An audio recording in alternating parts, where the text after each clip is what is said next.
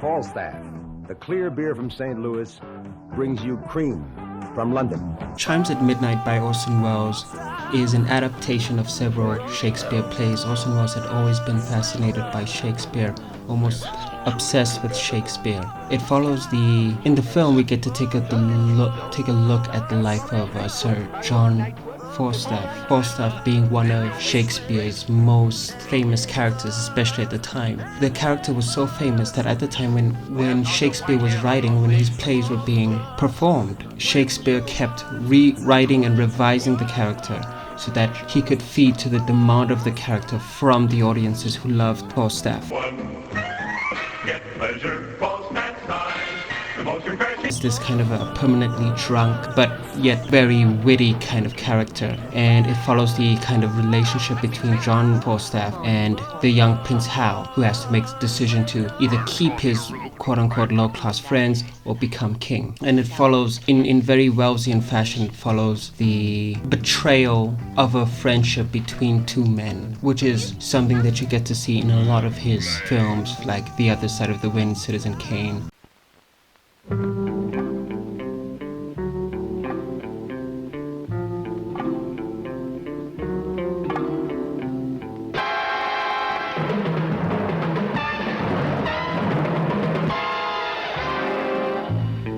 Now, a change of pace.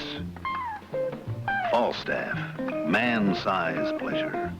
Falstaff is always brewed with extra care for the finest beer possible, even to cascading every brew over the Falstaff chilling tower, instantly icing down each brew to protect Falstaff's premium quality taste every step of the way, until it's safely capped in and you're ready to enjoy it. Ah, this is the one. Taste to satisfy your man-sized thirst, yet light enough to leave room for more. Falstaff, unmistakably America's premium quality beer. And so on. The movie looks beautiful. It's shot with these wonderful low angles, and you get to see Orson Welles sort of photograph these fantastic, great, big characters. And then especially himself in the role of Falstaff, this massive character, which actually reminds me of something that Andrew Sarris had said about Orson Welles' aesthetic as opposed to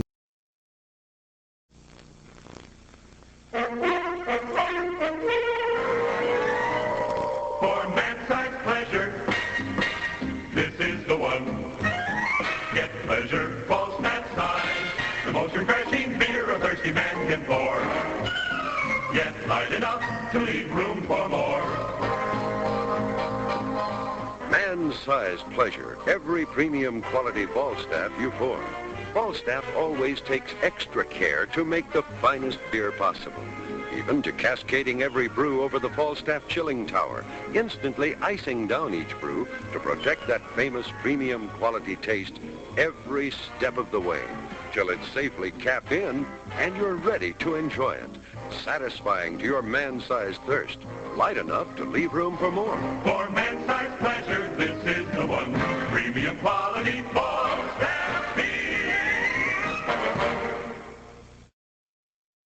Alfred Hitchcock's aesthetic in his book American Cinema between 1929 and 1968, where on a chapter on Orson Welles he says that Orson Welles gives us a cinema of exhibition, where we get to see these big characters have these kind of very personal emotions and personal dramas, as opposed to Hitchcock's approach, which is you get to see these very small characters, everyday characters have these huge emotions and get mixed up in larger than life stories. Hitchcock's choice to shoot this film in black and white isn't abnormal, since Hitchcock only has, I believe, 2 narrative feature films with color. His decision to shoot this film in black and white adds to a kind of archaic aesthetic. It looks very old and it looks medieval, and he captures a lot of that by shooting in Spain and shooting against the backdrop of these beautiful old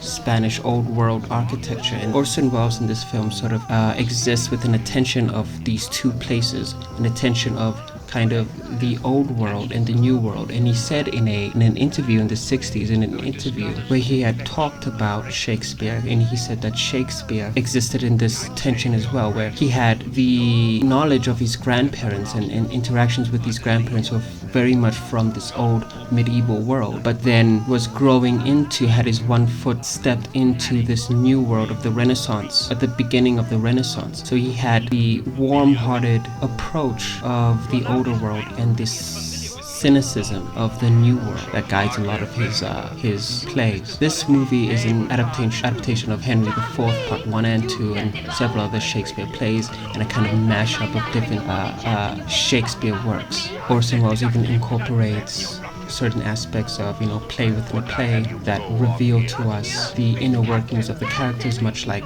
Shakespeare used to in plays like Macbeth. No, sorry, not Macbeth. Hamlet is what I'm thinking of, and also Summer Night's Dream.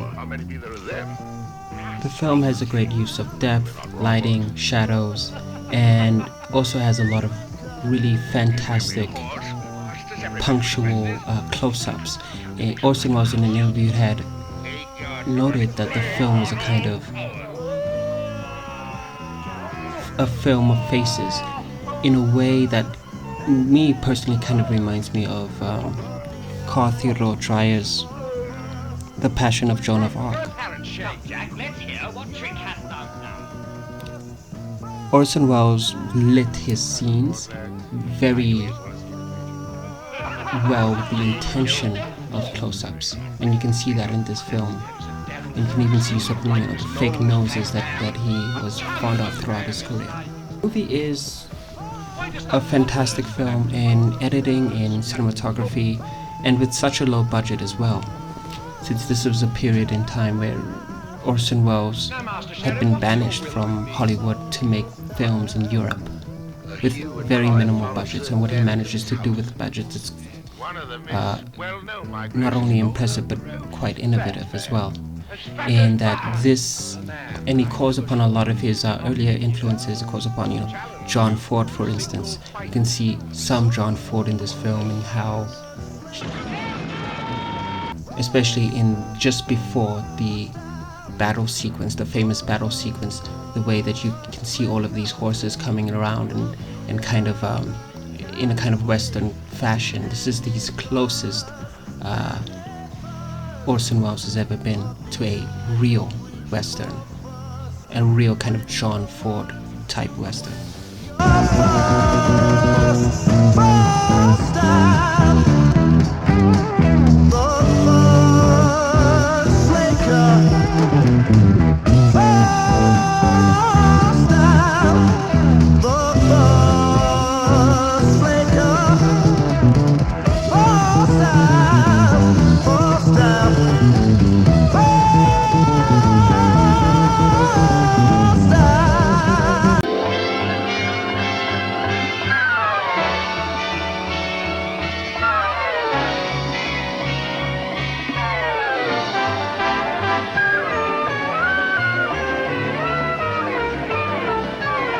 For man-sized pleasure, this is the one, Falstaff beer.